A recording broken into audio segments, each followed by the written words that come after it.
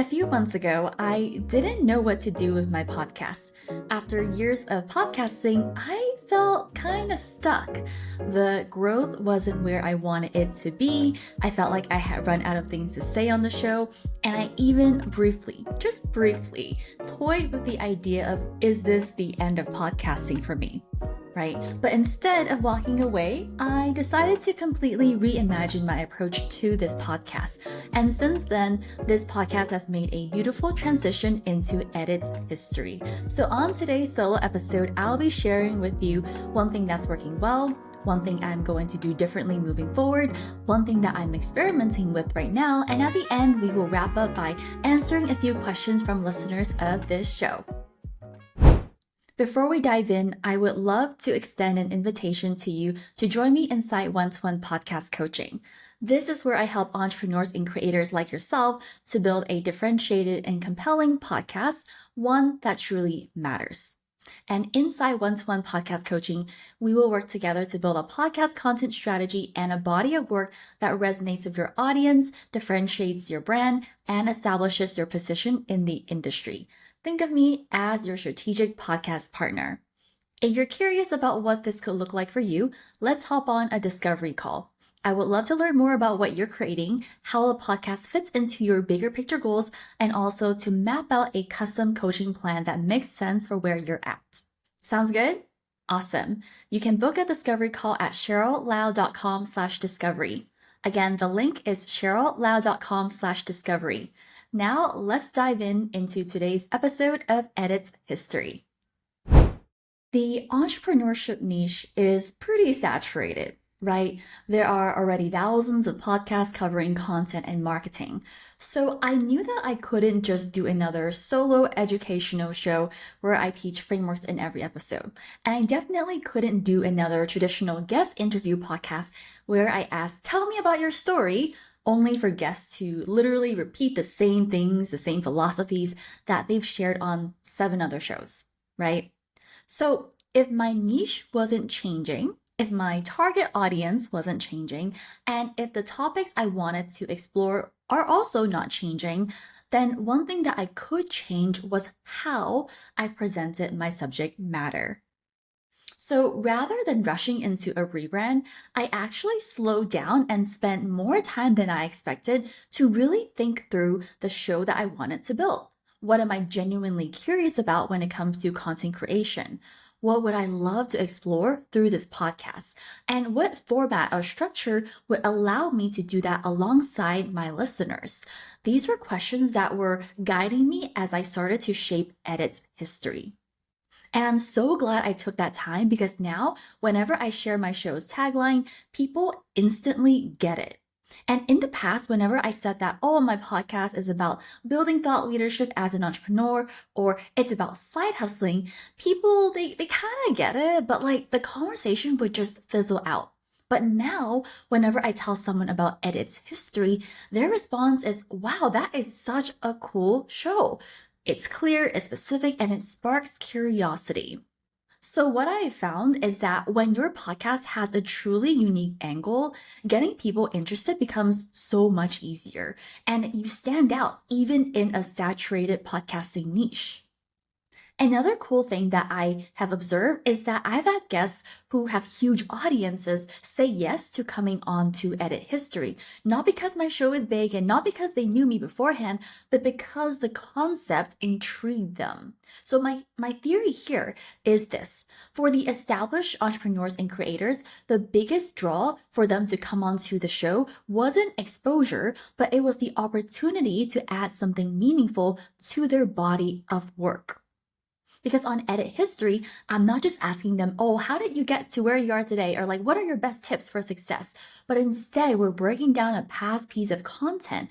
We're analyzing what they would do differently. We're digging into the insecurities they had in the early days, right? Those insecurities that ultimately shaped them into the creators that they are now.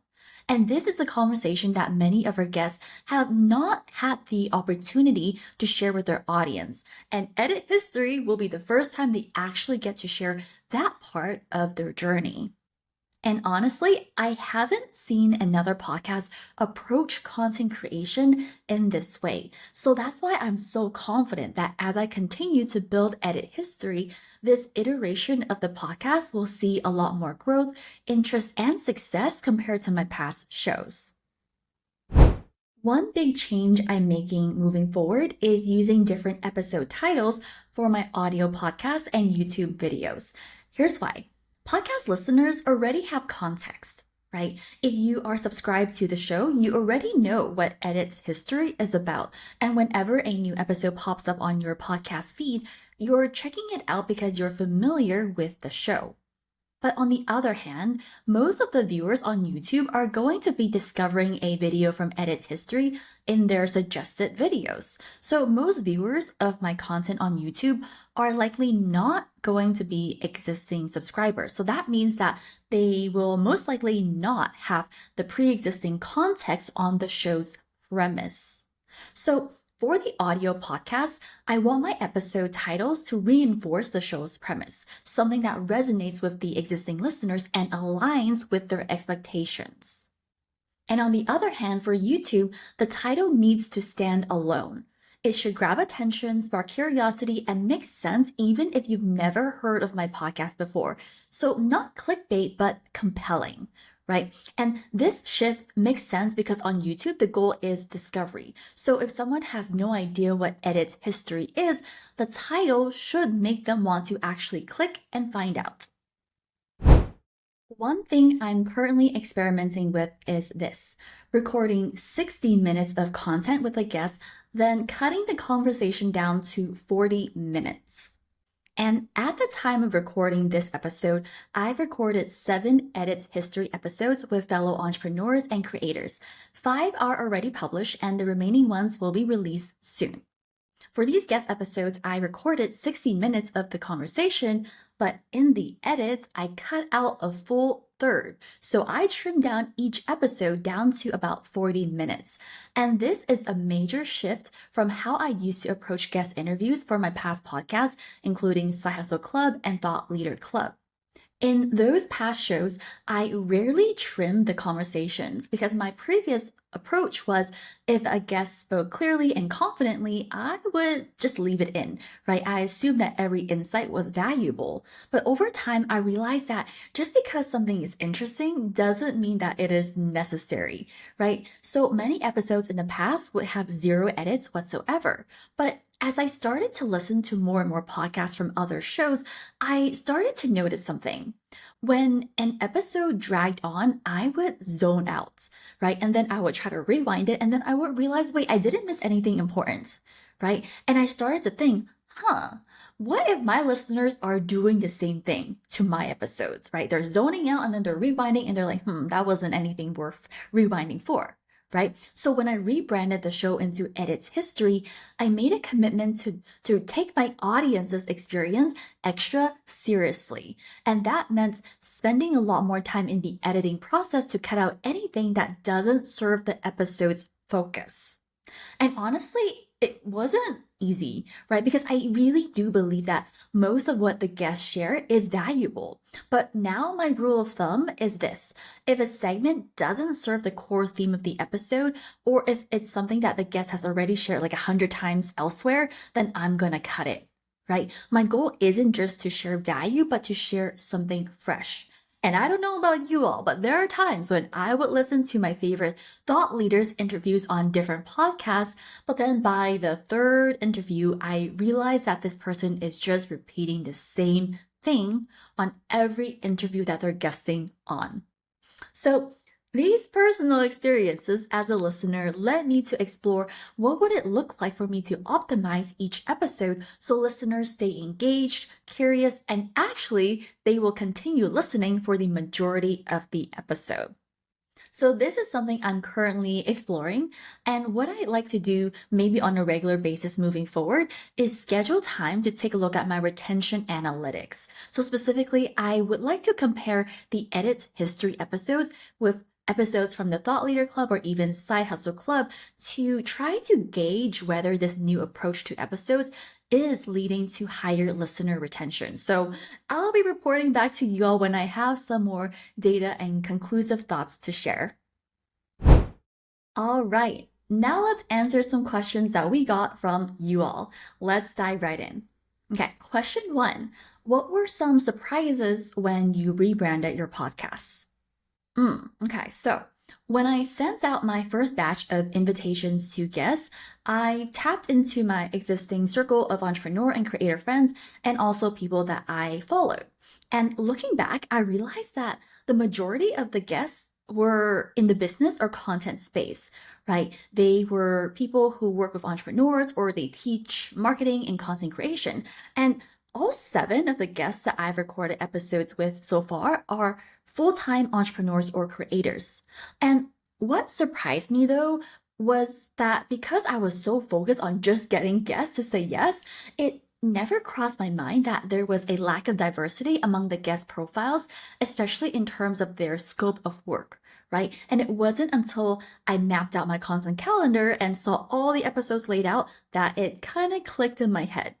So moving forward, I'm going to make a much more conscious decision to actually invite guests from outside the business, content, or marketing niches. And that's because I really want our audience to be able to see themselves in our guests, right? Sure, like some of our listeners might be building a business that serves other entrepreneurs, but the majority of listeners likely are not in that space, right? Yes, like some of our listeners might want to be a full-time entrepreneur, but others might not. So it's important for me to feature a wider variety of voices.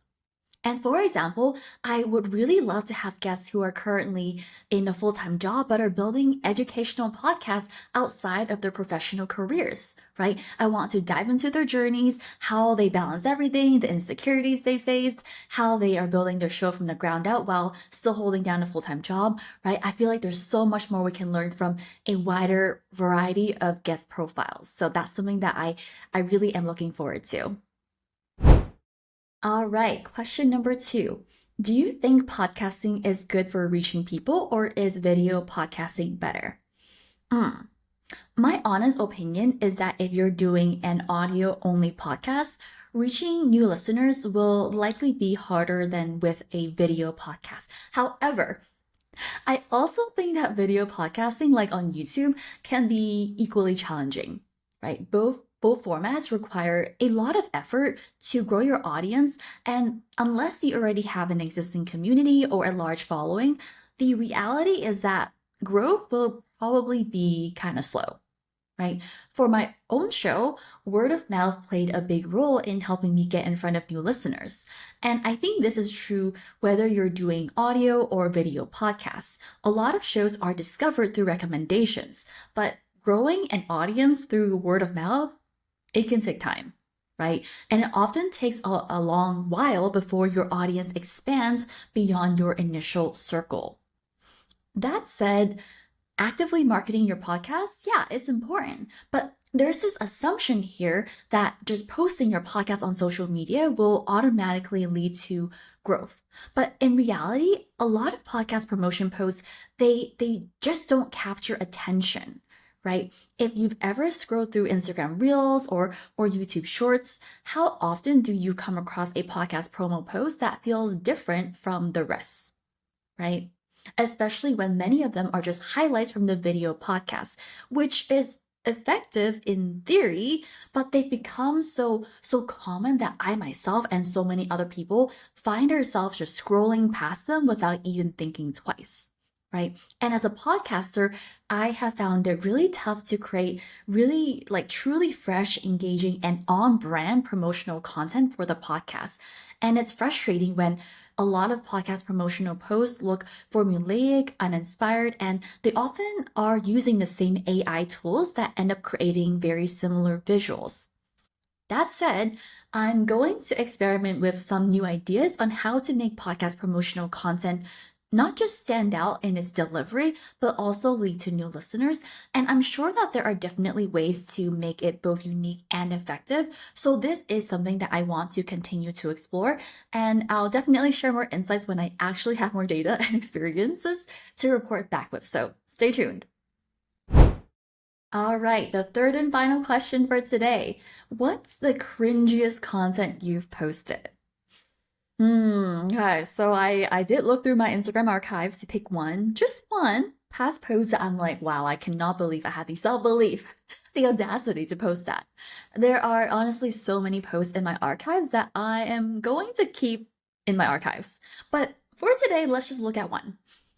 Okay, so this post was originally shared on May 10th, 2019, and it includes a photo which was originally like a handwritten, hand-drawn diagram. I literally like handwrote all the text and even drew some icons, and there was a pretty substantial caption that went along with it. So let me just explain the photo part first. So the title of this hand-drawn diagram says free versus paid content. It then goes on to say, the truth is all information is available online for free. Don't be afraid to give away your best stuff for free. Then I had two columns. The left column says, information is free, high value, educational, and tells you what to do. Then on the right column, it says, transformation is paid, involves accountability and support, helps you with application, and teaches you how to do it. Then I wrote abundance mindset. Share what you've got with your people and serve them as best as you can, free or paid. Okay, now the caption says this. If I give away my best stuff for free, why would anyone pay to work with me? Okay, have you ever worried about giving away your best tips and strategies for free because you don't know what else you would offer in your paid coaching? If yes, here's the thing. All information is readily available online for free. And if that's the case, maybe you're thinking, then why would anyone even pay me for coaching? So you see, the key here is to remember the following. Your coaching is more than just regurgitating information. Instead, you're helping clients achieve actual transformation. Coaching saves time for your clients. By giving them your step-by-step systems and frameworks, your clients no longer have to sift through volumes of information in order to figure out what to do, let alone take the first step. Free information can only do so much for your clients. As a coach, your role is to guide them, support them, and call them out as necessary. You're able to offer them the accountability they need to actually push through and take action. Also, how about thinking of your free content as a way to build relationships with your audience? Not only does it showcase your growing authority on a topic, but it also sparks conversations. So I highly encourage you to focus on creating the most value-packed content that you can for free. Keep showing up for your audience and serve them with your best stuff. Drop an emoji if you agree. Then at the end, I had this call to action to join a free challenge that I was doing at the time. Okay.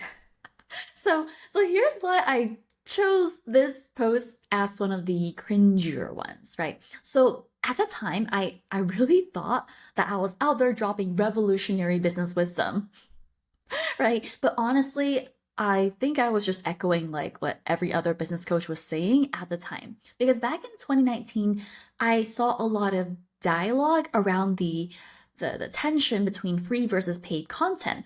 A lot of new coaches at the time, such as myself back in 2019, were worried about not being able to sign paid clients if we gave away too many tips and strategies in our free content. And as much as I want to defend myself here and be like, well, I was sharing it based off my own experiences and observations, no, I'm pretty sure that this post was heavily influenced by what I was consuming.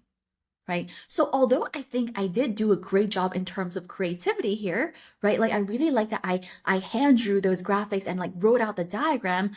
Honestly, I'm just looking at this and I'm like, oh, like why, Cheryl? Why did you think this was a good idea to post? Right? But all cringe aside, this post is a reminder of how easy it is to absorb what everyone else is saying and mistake it for original thought. But that's fine, right? That's part of the learning, right? So if I were to recreate this post, and talk about this topic, I'm pretty confident that today I can deliver on the topic. And more importantly, I can now give my own specific examples, perspectives, and experiences if I were to do a post on this topic. But unfortunately for past Cheryl, although I think she was just trying to do her best at the time, this piece of content, yeah, it's just gonna stay in the archives forever. But hey, if you're like me and you're looking back at your old work and you're cringing, then at least let that mean that you've grown, right? So with that, let's keep creating, keep refining, and trust that our future work will get even better. Before we wrap up, if you're ready to build a podcast that stands out and truly matters, I would love to work with you inside one-to-one podcast coaching. Together, we will craft a podcast content strategy that resonates, differentiates, and positions you as a leader in your space. If you're curious about what this could look like for you, let's chat. You can book a discovery call at cheryllau.com/discovery. I would love to hear about your vision and goals and explore how we can make this happen. That's it for today. Thank you as always for tuning into the show, and I'll see you in the next one. Sounds good? Awesome. Let's get to work.